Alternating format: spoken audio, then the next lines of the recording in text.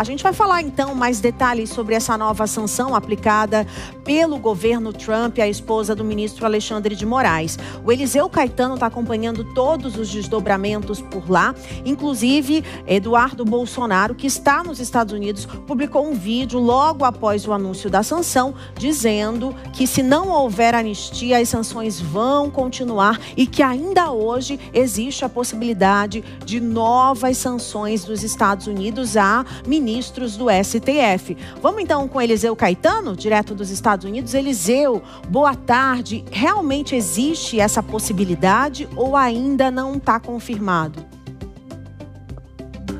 Oi, Márcia. Muito boa tarde para você, para o Bruno e para todos que nos acompanham em tempo real. Estamos acompanhando esse caso, já não é de hoje.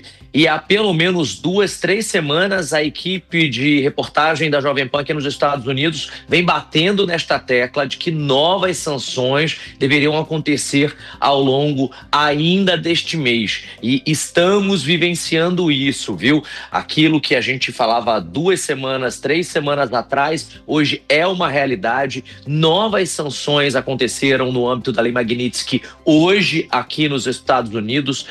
Uma, talvez a mais importante de todas, contra a Viviane Bassa de Moraes, esposa do ministro do Supremo Tribunal Federal do Brasil, Alexandre de Moraes, como a nossa querida colega Janaína trouxe as informações de Brasília. Outras autoridades também foram incluídas, como o do advogado-geral da União, Jorge Messias, e de pelo menos outros 5 juízes e oficiais judiciais. E há sim, respondendo à sua pergunta, Márcia, uma expectativa muito grande de que novas sanções sejam colocadas em práticas no âmbito da Lei Magnitsky entre hoje e amanhã. E daí por que entre hoje e amanhã?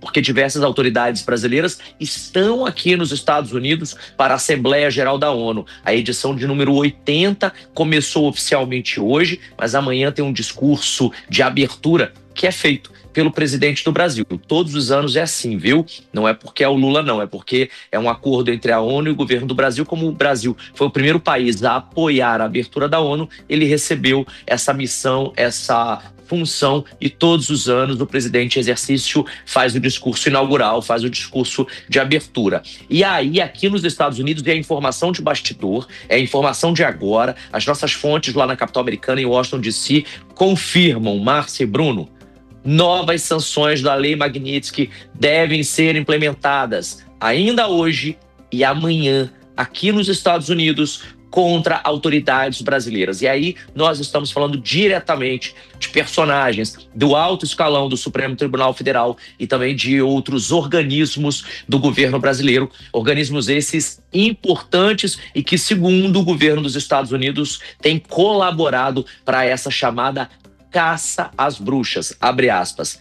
Caça às bruxas, fecha aspas. É assim que o governo americano tem tratado essa situação envolvendo o ex-presidente do Brasil, Jair Messias Bolsonaro, e todo o julgamento que ocorre no âmbito dos atentados à democracia do Brasil, ou daquilo que é chamado no Brasil, né, de atentado à democracia. Enfim, tem várias nomenclaturas para isso. Aqui nos Estados Unidos eles chamam de caça às bruxas, tanto o presidente do país quanto outras autoridades. E aí o deputado brasileiro Eduardo Bolsonaro fez um vídeo agora há pouco confirmando de que outras sanções estão a caminho. Ele não foi claro, não especificou quais sanções e contra quem, mas a gente já crava que são outros ministros do Supremo Tribunal Federal do Brasil e outras autoridades. Para encerrar e antes de te entregar, Márcia, agora há pouco o secretário Scott Bessent, do Departamento de Tesouro. Quem está aplicando a Lei Magnitsky é o Departamento de Estado, o secretário Marco Rubio, que é o equivalente a uma chancelaria aí do Brasil. Mas quem vai lá e coloca na prática é o Tesouro. E nesse caso o Scott Bessent fez um post, acho que a gente tem uma arte disso aí,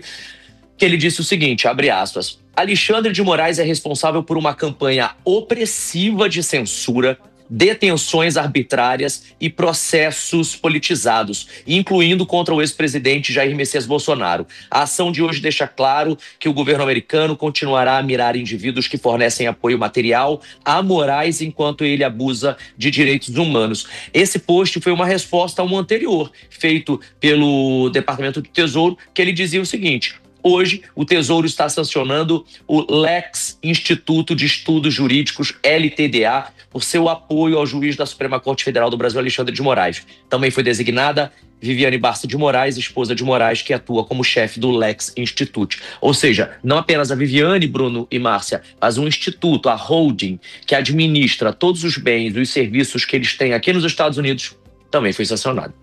Perfeito, Eliseu. Obrigada por enquanto. Você volta ainda hoje com as atualizações dessas sanções. Agora a gente vai chamar a nossa enquete do dia, porque a gente quer saber exatamente o que você acha sobre essas novas sanções. Você acredita que elas podem afetar amanhã o discurso do presidente Lula na ONU? Ele deve dar algum tipo de alfinetada nos Estados Unidos? Você acredita que ele vai mudar, alterar alguma coisa ali na abertura da ONU ou não? É só mandar uma mensagem para o nosso WhatsApp que está aparecendo aqui na tela, 11-9-325-8055. Pode também participar no chat do YouTube, no Instagram, no X, no TikTok, que está rolando uma live com os bastidores. E também, é claro, você participa mandando a sua opinião, porque ainda hoje eu abro a nossa JP nas redes, a nossa tela da sua opinião aqui na tela da Jovem Pan. Então eu vou ler as suas mensagens ainda em tempo real. Agora, vamos abrir os nossos analistas do dia, Mano Ferreira e Túlio Nassa. Vou chamar vocês dois aqui para essa conversa.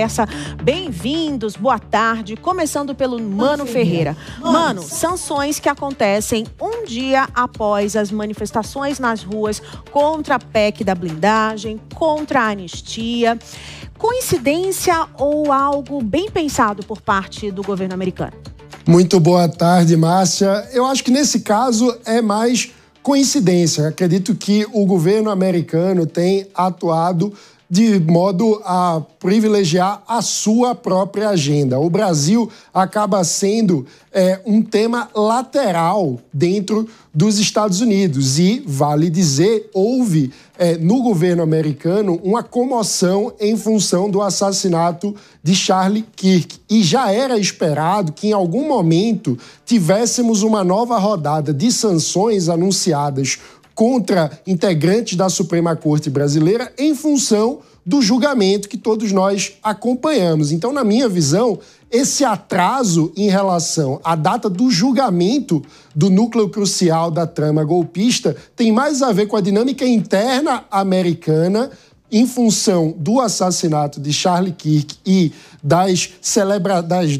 do funeral, enfim, das cerimônias em homenagem à sua memória, do que propriamente as manifestações aqui no Brasil. Mas, sem dúvida alguma, do ponto de vista da percepção na sociedade brasileira, as coisas ficam extremamente contaminadas pelo teor da política. A disputa política dá tom à forma como recebemos essas sanções. E, na prática, eu diria que a família Bolsonaro segue dobrando a aposta numa intervenção estrangeira. Vale lembrar, ontem tivemos na Avenida Paulista a bandeira brasileira aberta de forma extremamente simbólica, em clara contraposição à bandeira americana que dominou a Avenida Paulista em pleno dia 7 de setembro, que deveria ser o dia em que celebramos a independência do Brasil. Então,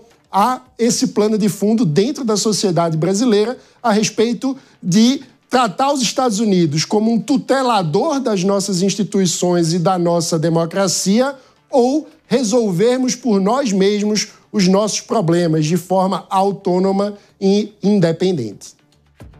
Agora, o Túlio, eu quero ouvi-lo também sobre essa nova sanção aplicada não somente à esposa do ministro do Supremo Tribunal Federal, como a outras autoridades, assim como o ministro que estava lá na Justiça Eleitoral quando foi julgado a inelegibilidade do ex-presidente Jair Messias Bolsonaro.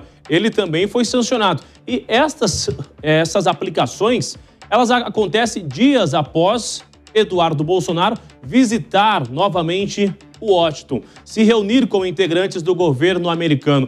Isso fica claro que nós não imaginávamos o nível da influência de Eduardo Bolsonaro, já que são nomes em diversos lugares, ou seja, há alguém auxiliando, indicando que esses nomes atuaram de alguma forma para complicar a vida do ex-presidente, Túlio? Boa tarde, Bruno. Boa tarde, Márcia. Boa tarde ao Mano também e à audiência da Jovem Pan. Olha, Bruno, a sua colocação é perfeita, porque realmente no começo houve um menosprezo em relação à influência política de Eduardo Bolsonaro. De fato, ele não foi para os Estados Unidos meramente para fritar hambúrguer. Parece óbvio, né, que ele tem realmente assento, que ele tem influência junto a Donald Trump, junto ao secretariado de Donald Trump, não só ele, como outras pessoas ali que estão ao lado dele e estão tratando desses temas. Agora, evidentemente que isso foi um tiro no pé, porque num primeiro momento, vamos relembrar que Donald Trump não aplicou apenas sanções pessoais, ele aplicou também sanções coletivas ao próprio Brasil, como no caso do tarifaço. Isso pegou muito mal para os apoiadores de Jair Bolsonaro e para os eleitores em geral. Portanto, daqui para frente, o que a gente espera, Bruno, é que essas sanções elas sejam individualizadas, que o foco delas não seja mais o Brasil, e seja aí sim as pessoas que participaram de uma forma ou de outra do julgamento de Jair Bolsonaro. Por essas razões, Bruno, fica claro que há duas camadas aí nessa geopolítica entre Brasil e Estados Unidos. Uma camada se chama Jair Bolsonaro e a questão política ideológica, a aproximação de Donald Trump com Bolsonaro e o racha com o presidente Lula e a questão dos BRICS. E, de outro lado, existe a questão econômica. Aí, sim, o buraco é muito mais embaixo, porque são questões de geoeconomia, questões de balança comercial, que o Trump vem fazendo isso com o mundo inteiro. Por essas e por outras, o nosso presidente precisa deixar de lado a ideologia, ir para o pragmatismo e focar nas questões comerciais.